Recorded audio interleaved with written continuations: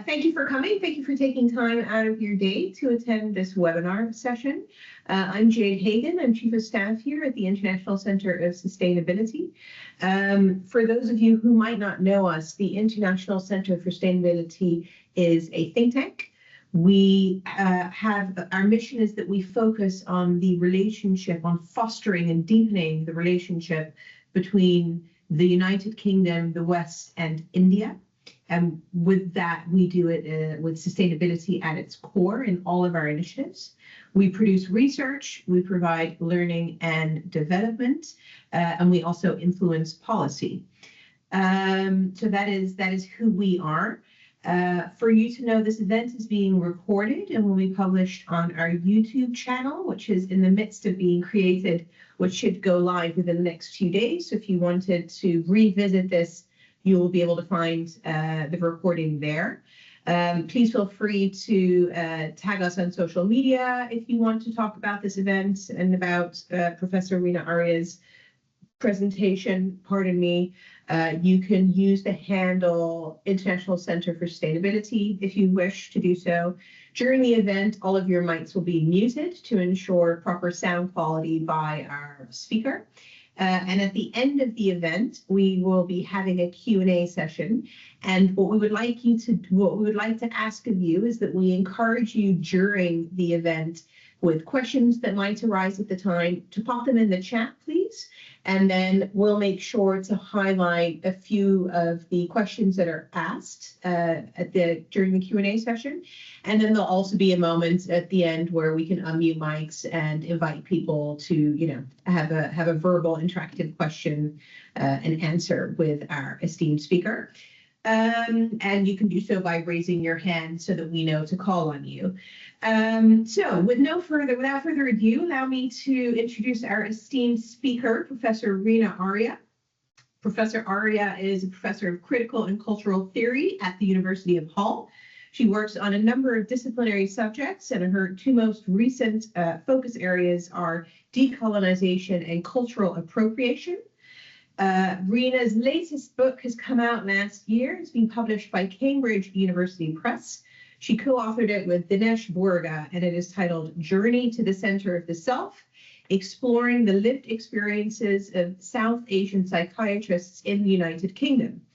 The book presents narratives on South Asian psychiatrists in the UK, focusing on what they can bring to our understanding of a more culturally informed perspective on care, drawing from their experiences of cultural identity, migration, and marginalization on their lives and on their work. So very meaty and very important topics.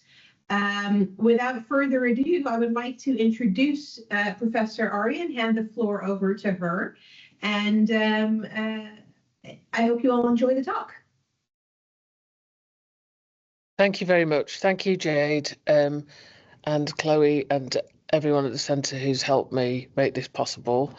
And what I'm going to do in the next 40 minutes is really to give an overview about traditions of well-being. And I look forward to your questions and feedback at the end. So I'm going to talk a little bit about the book that came out that Jade mentioned, and then I'm going to focus on some current ideas in my in my current research, really. So my recent book, Journey to the Centre of the Self, looked at the provision of mental health services for South Asian populations in the UK. Just to clarify, what I mean by South Asian here is people from or with descent from the Indian subcontinent.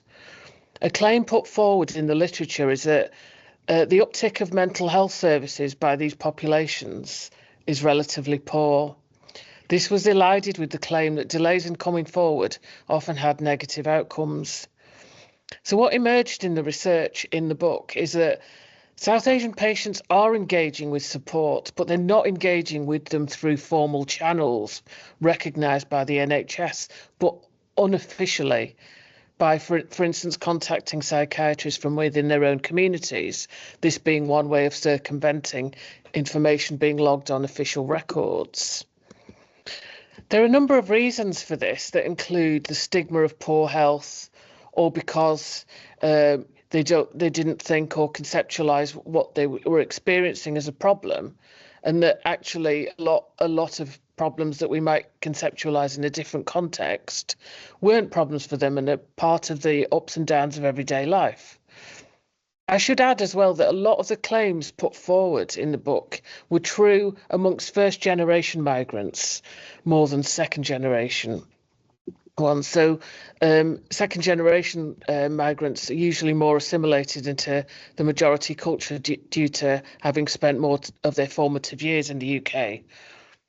There's also the reason that their help-seeking behaviours are different. So first-generation migrants, especially those who migrated in the decades in the aftermath of the Second World War, were more seen to be more likely to consult with a religious elder or community figure or seek remedies from non-Western medical practices than go for an NHS or private appointment in the UK. They also present with what's known as somatization, that is the tendency to express psychological distress in the form of somatic symptoms and to seek medical help for these symptoms. Although much is known about now by clinicians and researchers, these presentations in the past may have gone unnoticed by practitioners less familiar with cultural needs. So two important conclusions emerge from the book that are relevant to this talk. So the first conclusion is culture influences the experience, expression, course and outcome of mental health problems, help seeking and the response to health promotion, prevention or treatment interventions. In other words, we need to take the culture of the person in question into consideration when thinking about these factors. So the way a second generation person of Indian origin living in the UK expresses low mood is going to be different to the way an Indian from a village in India experiences it and expresses it. This is everything from what makes them, have low mood to how they express it and what will be able to help them and what they even count as recovery as well. What we do know is that certain terms such as depression and melancholy are culturally weighted, and there are other idioms of distress that are used in different contexts. For instance, in Punjabi culture, expressions such as pain of the heart or sinking heart are found to be more prevalent. So in order to administer culturally appropriative care, health practitioners have to be culturally reflective and conscious of their biases. They don't need to know everything about a particular culture, but they do have to be culturally reflective, and they do have to put culture at the centre of what they do. So that is one of the most important findings from the book. The second one is cultural issues are not problems that need fixing, but rather frameworks that need to be understood and worked with. The imposition of modern medicine, often described as biomedicine or evidence-based practices, over other practices that don't conform to this standard, such as Ayurveda, the ancient system of medicine that originated in India, was a way of the imposition of one over another. And viewed as corrective. It's a view that the vagueness, there was a view that the vagueness of these indigenous practices do not match up to the rigour of benchmarked Western science. Some of the psychiatrists interviewed in the book spoke of how vital it was to make adjustments to accommodating different knowledge frameworks in the treatment of South Asian populations to allow for these practices that aren't part of biomedicine but are a very real part of the reality of these people. And they spoke of the relevance of traditions connected to religion or faith, including prayer, faith healing, gurus, going on pilgrimages and cosmic healing as relevant to the patients that came into their care. I should have said at the very outset, for those unfamiliar with the book itself, I interviewed 13 psychiatrists from South Asian backgrounds, both first and second generation, to look at their experiences. What can they bring to the table, and what can we learn from experiences that have emerged through their work in in thinking about how to help South Asian populations, but independently of that, more generally. And these are the two of the main conclusions that came up, placing culture at the centre of clinical work and research, and also not to see kind of any framework that's beyond the biomedicine as being deficient in any way, but to look at ways in which we can galvanise different approaches for the benefit of South Asian populations. So one of the issues was the lack of understanding about health practitioners in the UK less familiar with South Asian populations. One issue that emerged is that in the UK, religion's not regarded as an integral part of one's identity, which means that in a healthcare setting, unless a patient's forthcoming about their religious affiliation, if any, then it's not deemed to be relevant to the consultation. We can talk about the unspoken acceptance of or privatisation of religion in the public sphere in the UK, the secularisation of practices in the UK. In the study of religion in modern Britain, Steve Bruce comments on the current poor public reputation of religion, arguing that it's no longer a common and widespread characteristic. But in South Asian culture, however, the situation's very different. Religion is more pervasive and is not dichotomized with the secular, nor the sacred with the mundane. In the Indian subcontinent, religion is visible in the public realm. And within the diaspora, although the boundaries are more entrenched, religion is still an important part of people's cultural identity. And so a recommendation that was made in the book was for health practitioners with less familiarity with South Asian cultures to be aware of the ubiquity of religion within the lives of South Asian people, which need not present in terms of or as a declaration of faith. It tends to be experienced as something one is born into, or something that's entwined with one's culture. What I want to look at now is really how we negotiate between and navigate the different approaches to healthcare that emerged from research in the book, with a view to thinking about integration.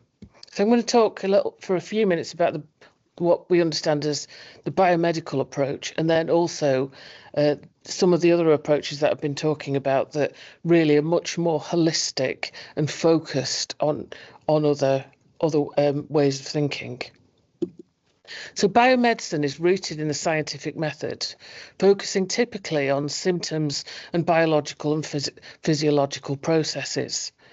It emphasises evidence-based practices, relying heavily on experimental data, clinical trials and pathology to understand disease. Treatments are often centred on pharmacological interventions or surgery, and it's much more geared up to treating diseases when they present as signs and symptoms. In biomedicine, the focus is on objective scientific discourse, and treatment can depersonalise individuals, turning them into objects of study rather than recognising them as whole, complex people. The clinical gaze that describes the structuring of the power dynamic reflects how modern medicine, grounded in biomedicine, views illness in terms of symptoms, pathology and bodily functions, often disregarding the social, emotional and cultural factors at play. So this is in its most extreme sense. I think we're much more it's much more integrated now, so that the kind of psychosocial aspects are much more embedded, but biomedicine in its kind of inception is very much about kind of objective science and operates within broader systems of control. So the medical profession doesn't just heal or diagnose, but it arguably plays a role in regulating individuals' behaviour, health and bodies, and thinking about what constitutes normal or healthy. So biomedicine can exert control over populations, influencing not only individual health, but also societal standards of well-being. In contrast, so the other approach that I'm looking at, we describe under the umbrella term as a holistic approach, is not objective. It's designed to look at the person fully in both the physical, mental and spiritual aspects, and is often focused on the prevention of disease through the administering of natural remedies.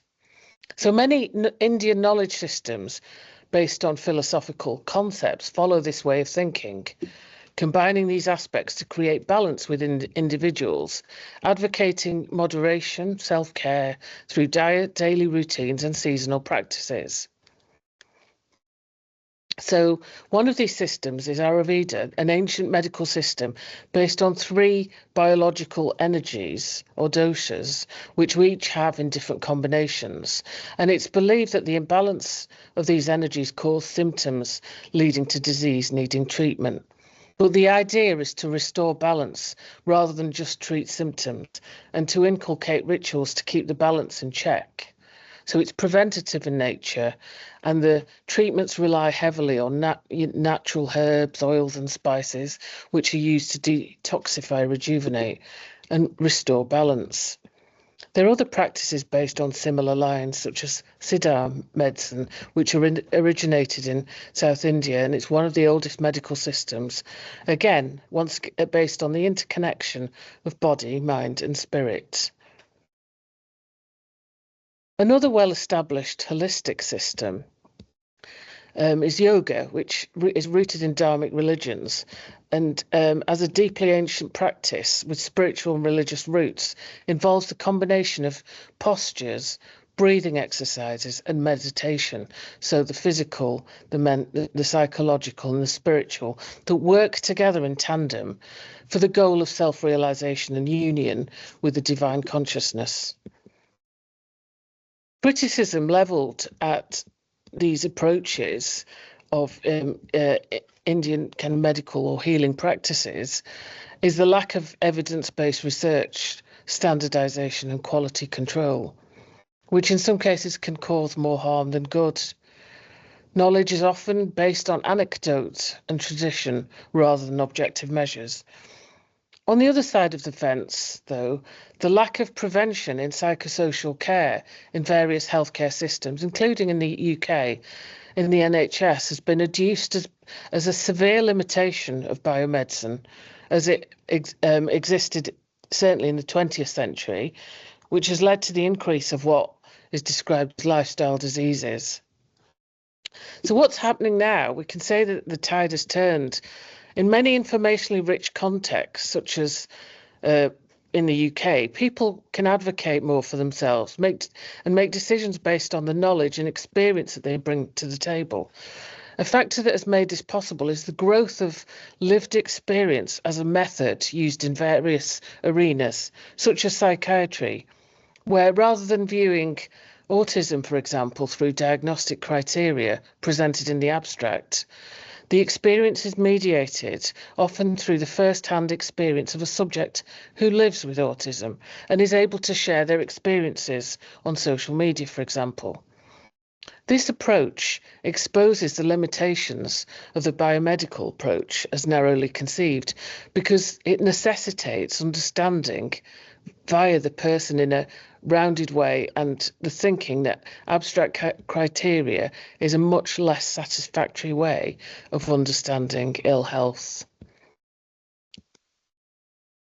So all this feeds into discourse about well-being when we're thinking about kind of the limitations of biomedicine, people being able to advocate for themselves, being able to shop around and look at what practices work for them. This is where we're at in a contemporary discourse of well-being, which has experienced a surge of interest at the beginning of the 21st century.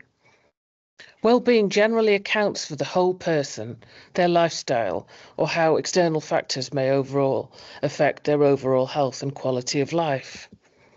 And this has been heightened after COVID.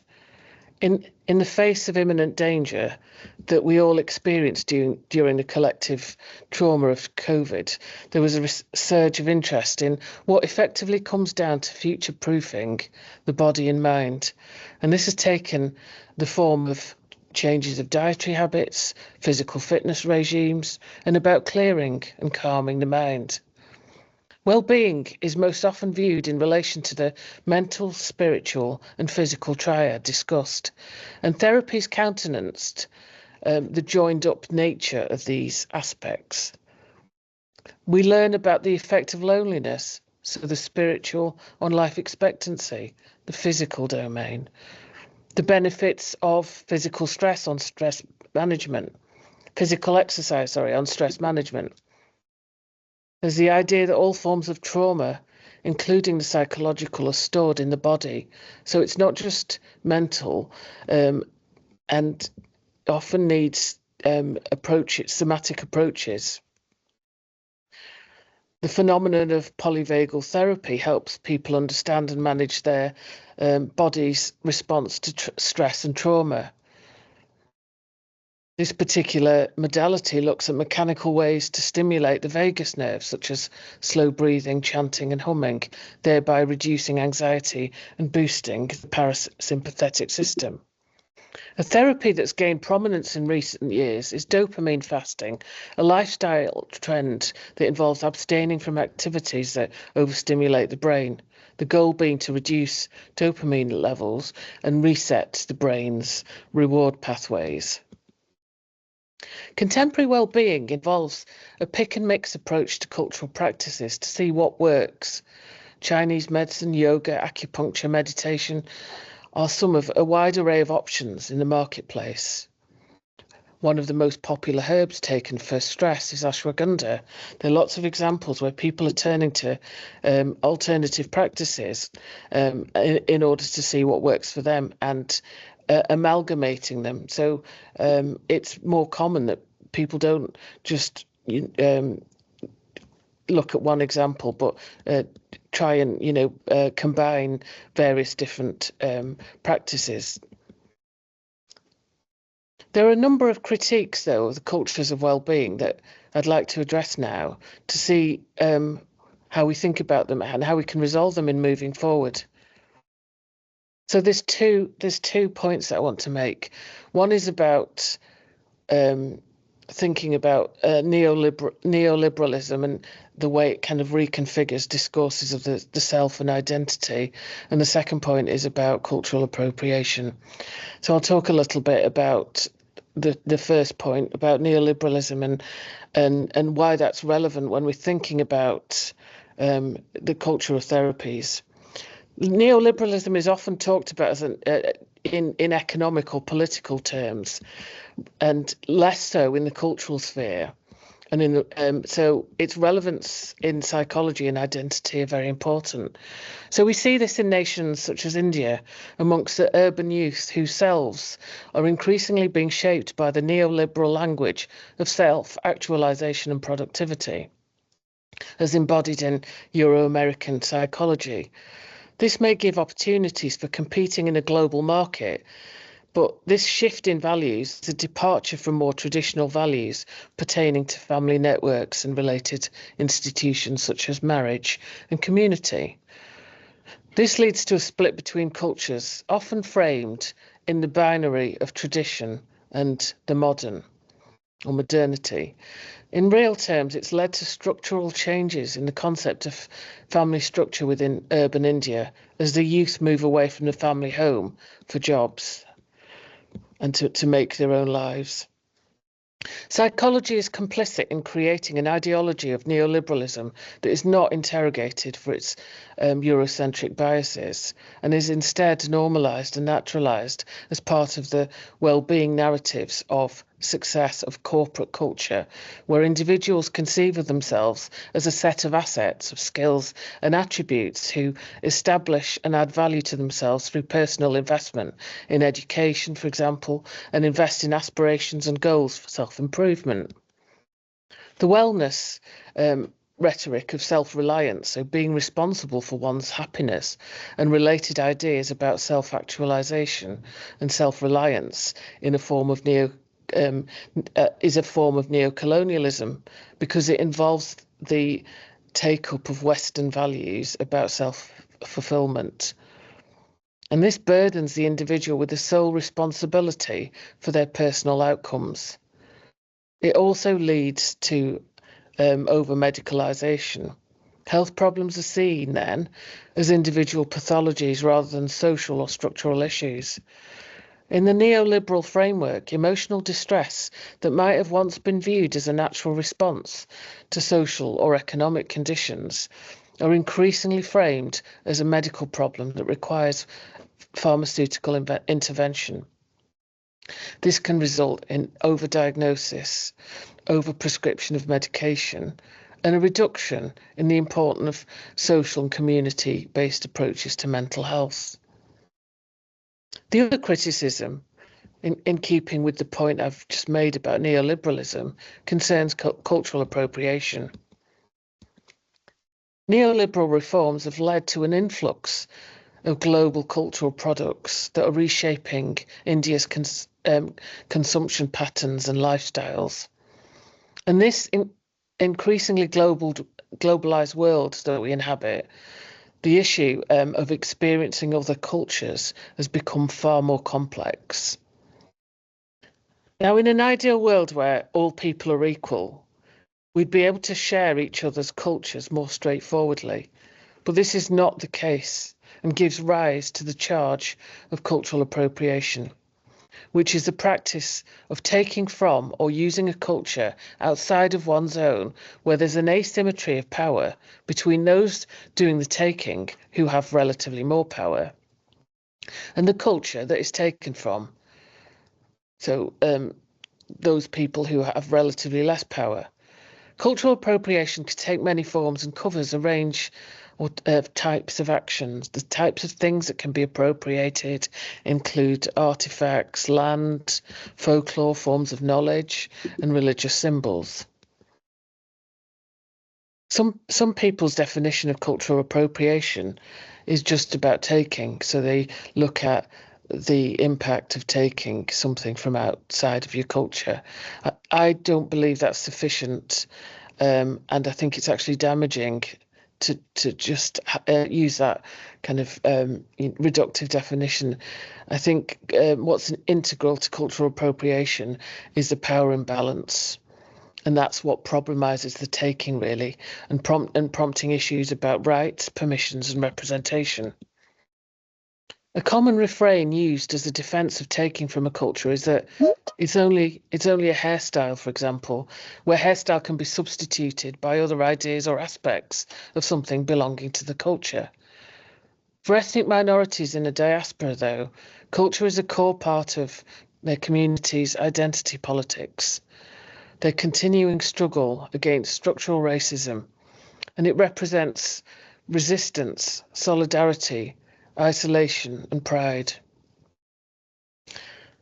So I think cultural appropriation is bound up with racism.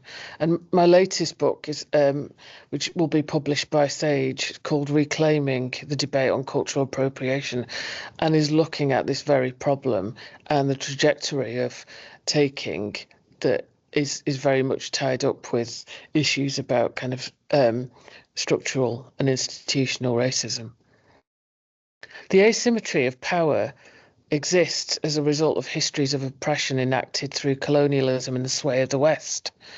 So, I mean, people often say, well, why can't we borrow from another culture? They don't see it as kind of colonialist because they think, well, this culture's, gained independence. But even in this state of independence from colonial power, we need to remember that the legacy prevails because of coloniality, which refers to the dominance of Western power structures and patterns of power that continue to define culture and knowledge production.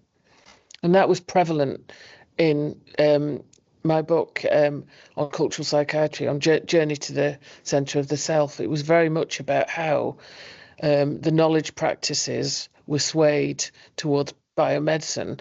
And so the interviews with the South Asian psychiatrists, especially those psychiatrists from first generation,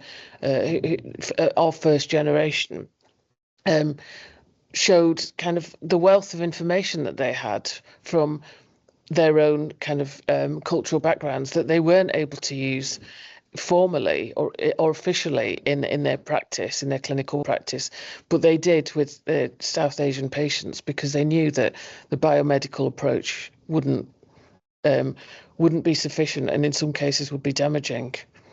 So it's really about looking at these other in cultural appropriation, it's not just about kind of the physical taking of something, but it's also about knowledges and traditions and practices and undoing that hierarchy. The group's often positioned as the less powerful term in the dynamic of cultural appropriation or ethnic minorities. And what happens in cultural appropriation is commodification, which is the process by which cultural practices, traditions, objects, symbols, or aspects of cultural identity are transformed into commodities. So there's something that can be bought, sold, and traded. I'm going to look at an example now of cultural appropriation, and there's much in this example that could be applied to other case studies. So yoga's a really good example. It's been significantly commodified and commercialized in the West, particularly since the 20th century.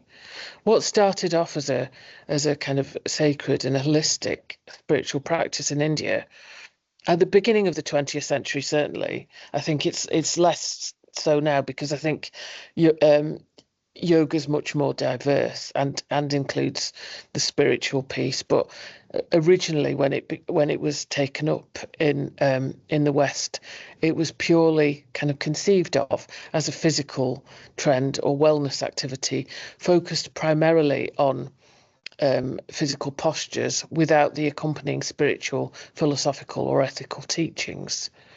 The fragmentation of yoga can be seen as appropriation of something sacred, where its deeper meanings and traditions are often overlooked or misunderstood. So yoga was marketed very much as a way to get fit or relieve stress without addressing its roots in Indian traditions, in self-realization and spiritual practice, or the pursuit of liberation. So one of the harms that was caused in this kind of interpretation, really, or was the fact that spiritual and philosophical content was overlooked. So some of these ideas I've talked about breath control and self-realization, these teachings are tied to ancient Hindu, Buddhist, and Jain spiritual practices, and they form a way of life for. They were very central to traditional yoga practices. But when it was taken up in the West, there was a tendency to ignore this and dislocate it. So it was just the kind of fitness regime it was popularized for the fitness regime. In many Western settings, practices like mantra chanting or meditation are sometimes turned into products or services. So we see in yoga the commercialization of aspects of it. You can find yoga studios offering spiritual experiences that sell practices without proper understanding or respect for the cultural context. Items like yoga mats, clothing, and accessories like mala beads for chanting have become mainstream commodities. When these sacred tools and practices are turned into fashion or marketing gimmicks, they can be seen as disrespectful because they are once again a distorting its original significance. Then there's also the idea, as well as misrepresentation, the idea of exoticism. So yoga in the West was sometimes presented as a mystical practice, a way to escape modern life and tap into, a more spiritual way of being. This exoticization stripped it of its cultural context, turning it into something quite superficial or a lifestyle choice that had very little to do with its cultural traditions, and perpetuated stereotypes as well about South Asian culture and India as being otherworldly or mystical. In India, sort of for a long time, has been seen as the spiritual hub of the world, and that kind of fails to engage with the complexities and depths of the cultural products that we're looking at. Then there's the aspect of the erasure or marginalization of the roots of yoga themselves. So in modern day yoga, especially in the West, the contributions of traditional yoga practitioners have been overlooked. like I said, this was certainly the case when yoga was taken up in the West in the 20th century, but there are many more practitioners who and yoga centers that are going back to their roots now and acknowledging, where they got their inspiration from. But for a long time, yoga was, just standardized and dislocated from the yoga gurus who were, and that's really strong spiritual lineage from which yoga emerged. The recognition and credit for creating, developing, and maintaining yoga that goes to individuals outside the culture it originated in is an important part of respecting culture. And there's so much as well that's been written about cultural insensitivity and lack of awareness. So in addition to, aspects being commercialized, there's various sort of gestures of cultural significance that are trivialized, like namaste is used as a greeting or closing in many yoga classes, yet its spiritual meaning is not recognized. And similarly, sacred symbols like the Om symbol is used in a purely aesthetic or decorative way that can be seen as disrespectful. As part of my research for my book, I've engaged with quite a few yoga practitioners in the UK, and the number of times I've walked into a yoga centre and there's been a big, symbol of Om on the rug and in the entrance, and a couple of times I've kind of not felt comfortable actually I've had to explain to them that it's a sacred symbol, so to put it on a mat is really not appropriate. And so we see kind of in the way yoga's been taken up, Western interpretations have been privileged, and so let's looking at this in the round then, what's the problem with this? Why is this appropriation? Cultural appropriation. So it's appropriation because it causes harm of many different kinds, as I've illustrated now. It distorts the tradition, distorts its meaning and representation. It takes it out of the hands of the group where the culture, the insiders to the group, if you like, and also there's aspects involving economic exploitation through commercialization. So just running through these quickly then, disrespect for tradition. The practice of yoga has been passed down for many generations, and as I say, it's a sacred tradition, and the way in which it's been taken up in many ways doesn't kind of respect that sacrality of tradition.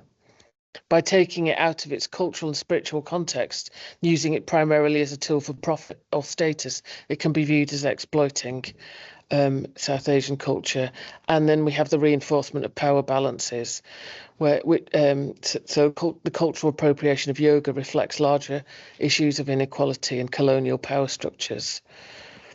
The West has historically dominated the popular understanding of yoga and reinforced the power imbalances. So many safeguards have been put in place, really, since the take-up of yoga. There's a lot more in the law, and there's a lot more kind of sensitivity about taking from other cultures. There's a lot more in policy and practice, in intellectual property, for instance, as well. And as I said earlier, in contemporary forms of yoga in the West, spirituality has been placed, at the centre of it. So the way it's practiced now is much more holistic. But all of this leads to a bit of a problem then, in a way. So both with the neoliberal kind of discourse about identity, and the way identity has been conceived is taking a kind of American sort of psychology, and thereby kind of disrupting kind of cultural traditions, but then also thinking about cultural appropriation. One big problem that I'll end with here is, how do we do it really? I mean, learning about other cultures in the 21st century, most people would agree that it's a vital part of human experience. And in the global world that we live in, where we, have so much more exposure and access to other cultures, it's one of the richest parts of life. But how do we do it properly and responsibly? There's dangers as well to not being allowed to borrow from other cultures. When cultural practices become siloed, and the extreme end of cultural exclusivity is dangerous in the wrong hands, because it risks perpetuating myths about cultural and racial purity as well. So that's really something. It's a question really, rather than a response to anything. How do we do this? What are the kind of ethical and other issues that we have to contend with cultural appropriation? And then the second thing that I want to end with is about Indigenous knowledge, because in my work on decolonising, I've maintained from the outset that if we're decolonising Western practices or other aspects of Westernisation or colonialism, then it's very much about an exchange, looking at, say, Indigenous knowledge practices in conjunction with, say, biomedical approaches. And so far, Indigenous practices have just been used within a decolonising context. So we don't really read about these practices outside of those contexts. But how can we have genuine exchange if people are more fearful about looking at Indigenous knowledge practices because they don't want to be seen as, taking from or harming other cultures? So that's, something that we also have to think about as well. So I'll leave it at that. I hope that's been informative, and I look forward to your questions. Thank you. Well, thank you very much, Professor Arya. I personally found that incredibly insightful and eye-opening, and lots of new thoughts swirling around in my head. I'm a total layman in this field, and I'm sure there's many of our attendees who are subject matter experts. But for myself, very enjoyable. I hope it was for our guests as well, dialing in. Let's dive into the Q&A. Before we do so, I'd like to ask you a question, please, because you've talked about mental health care approach in the United Kingdom and in the West in general, and you've shared with us a lack of the cultural lens that's being applied in that approach. And what I found very important that you shared with us is the lack of understanding of meaning in certain cultures and for people, and how that's incredibly important in your approach to, for example, a therapy session. And you also spoke about the lack of cultural awareness of the value of religion in other cultures, and how all of these elements can be a big impediment when providing mental health care in a Western or European or UK setting for people who are not originally from that culture, or who identify with other cultures, or from abroad, or first generation, second generation. So let me ask you this, Professor Arya, how do we remedy this in the West for mental health practitioners? And are you seeing any developments of incorporating this and this type of cultural sensitivity training for mental health care practitioners in, for example, the United Kingdom, and in the NHS, or in private practice, or maybe in other countries?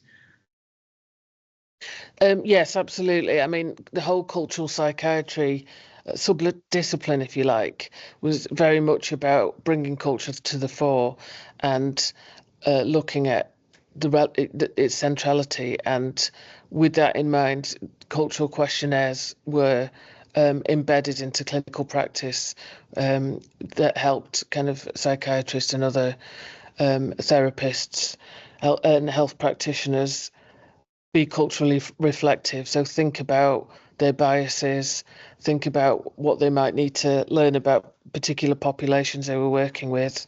So I think people are much more aware now. I think I mean, cultural psychiatry arose as a result, really, of post-war immigration and the increasing cultural diversity within the UK and other diaspora. And we're in multicultural society now, so it's much more relevant. There's still a long way to go. I think it's a process.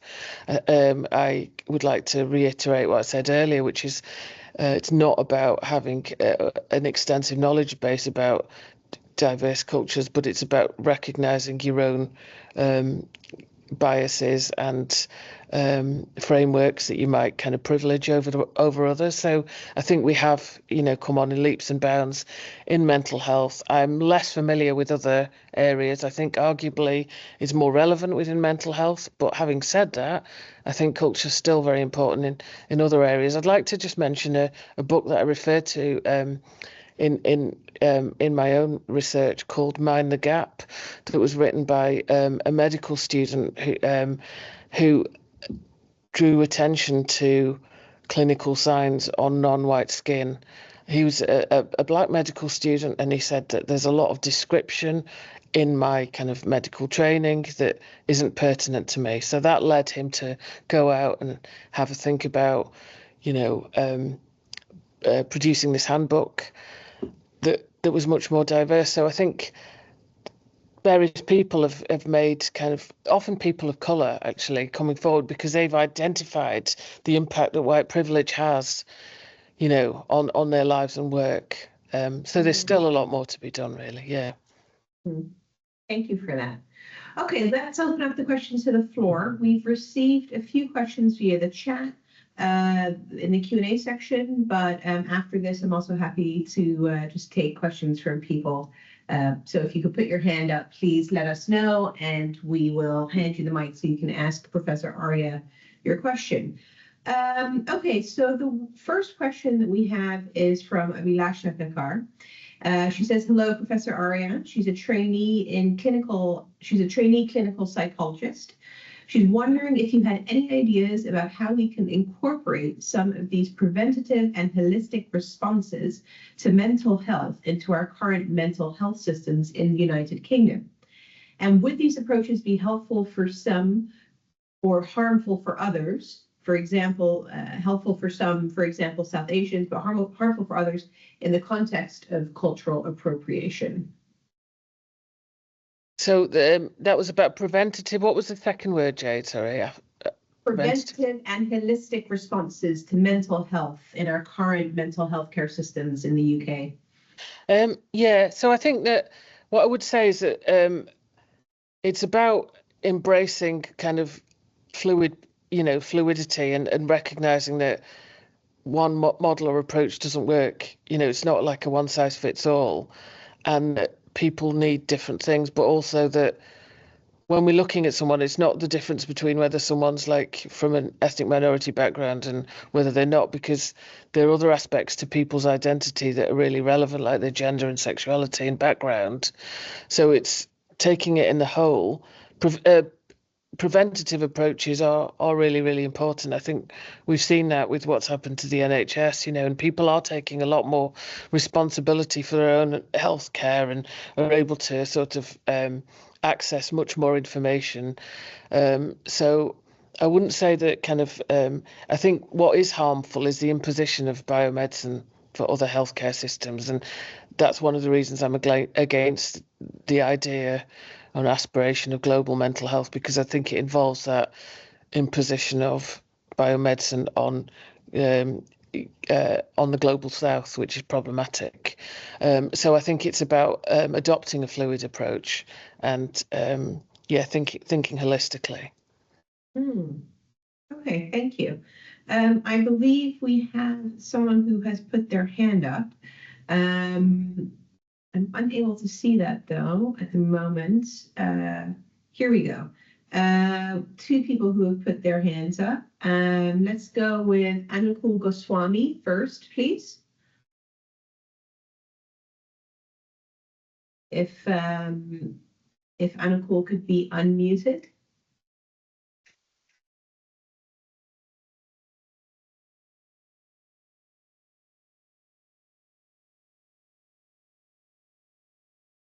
Now, can you hear me?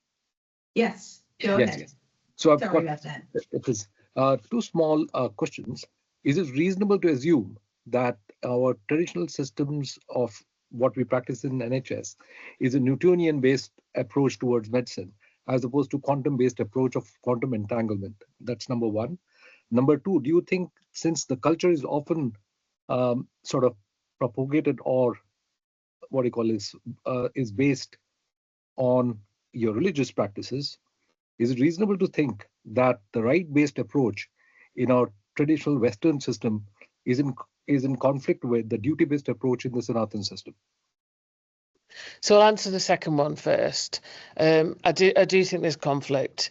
I don't think they are rigid models. I think there's a spectrum of approaches.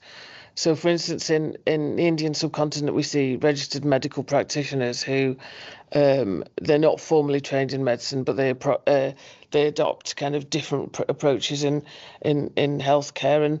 And I think that the biomedical model is limited for lots of reasons, because it doesn't take that holistic perspective, and because of what it purports to do, and doesn't recognise, for instance, even in clinical trials, the biases.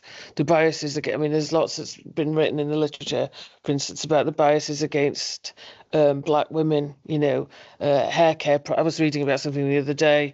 Black women for ages have been straightening their hair, and very little research has been done into the healthcare product. Hair straightening chemical products. So I think that there is a conflict. There'll continue to be a conflict, but it's great that people have options. The first question, I'd say, loosely speaking, then it is within that kind of the Newtonian framework.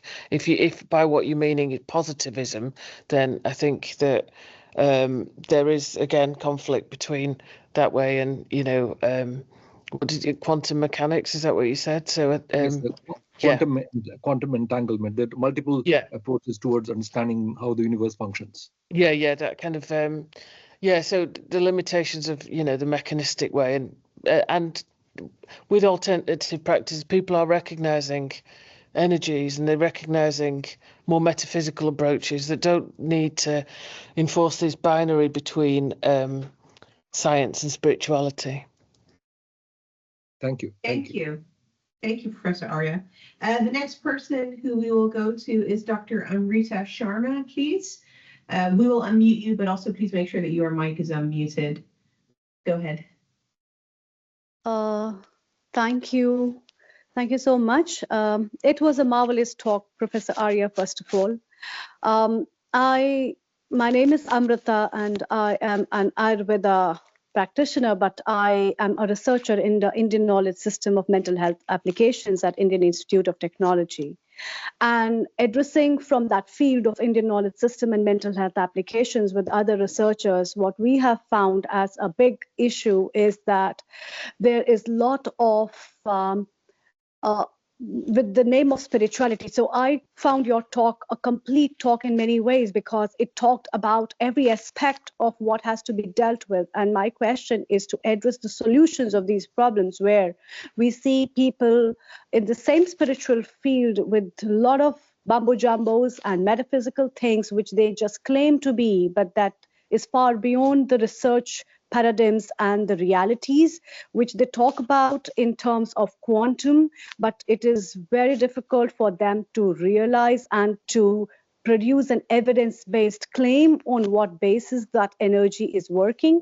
And that is putting up a big stake for us to produce an evidence at a global level to talk about what the Indian knowledge system is about, and how well and proficiently it is working at global level. It is not just the problem with Indian knowledge system, because I address at international level in various traditional knowledge conferences. Therefore, in those conferences also, people who belong to the traditional healers also face the same problem worldwide. What are the solutions that you perceive now at this present situation of time? Thank you. Thank you very much for your comment and feedback. I appreciate it. And that's exactly what I've been trying to do, really, in my research on spirituality and some of these other topics, which is to apply a lot of rigor, because one of the reasons people are so skeptical is because they feel that things are a bit too nebulous, but it doesn't have to be. We can apply critical reasoning to look at these other ways of doing things and to critique them in their, what they bring, and also kind of some of their limitations. So I think more of that needs to be done, and more conversations and exchanges that don't involve who's right and wrong, but more about what can we learn from each other. That's that decolonizing approach is about exchange, and exchange is dialogue, but not just a case of we do this and you do that, but how can we develop languages and ways of thinking that are compatible, or that even kind of maybe debunk both sides of the equation and come up with a third term or third, new languages and things. And I think more conversations, more crossover is important from both sides. So biomedical doctors and practitioners need to engage with holistic and other practices more, which happens in the Indian subcontinent. It happens less in the diaspora. But yeah, ongoing dialogue is the way. Thank you. Thank you, Professor Arya. We're going to take one last question now from Kanchan B. Kanchan, we have a few minutes left, so if you're able to keep that question a bit concise, that would be very helpful, please. Thank you. Can you hear me? Yes, perfectly. Fantastic. Thanks so much. That was a really interesting talk, Professor Arya, and it's such important work. So hats off to you for producing that work. And I was delighted actually to hear so many of the important points that you've made and researched. I just have a small point to just add, which is that I was very happy to sort of hear mention of the dharmic faiths in terms of the root of many of these spiritual and religious practices in relation to well-being practices. I noted that you named Jainism and Buddhism as two dharmic faiths in which yogic practices are rooted in. And I would just ask you to just please consider to raise in mentioning naming faiths to not forget about Hinduism being the oldest of all the philosophies from which religious traditions, Jainism and Buddhism sprung from. And just to say that yogic practices are elucidated in the most ancient of the Hindu Shastras, so in the Vedas. I'm sure you would know that, so I think it is, in order to sort of appropriate properly, I do think it's very important to name Hinduism and Hindu Dharma and the Vedas actually as root practices and root philosophies for the various traditions, spiritual and other, that you speak about. Yeah, no, thank you. I thought I did, but one of the reasons if I didn't was because I wanted to draw attention to the other dharmic faiths, because there's a tendency to oversimplify yoga and just talk about its lineage within Hinduism, and it comes as a surprise to lots of people who don't know very much about it, that it's much more complex than that and in many different forms. Yeah, but thank you for that. Well, thank you. Thank you very much to participants. Thank you very much to Professor Arya for sharing with us this very important topic and opening up our eyes to a more inclusive, culturally sensitive approach to these practices. So thank you very much. This brings us to the formal close of our events today. We'd like to just show a slide, please, with Professor Arya's book. As I mentioned before, it's called Journey to the Center of the Self, Exploring the Lived Experiences of South Asian Psychiatrists in the UK.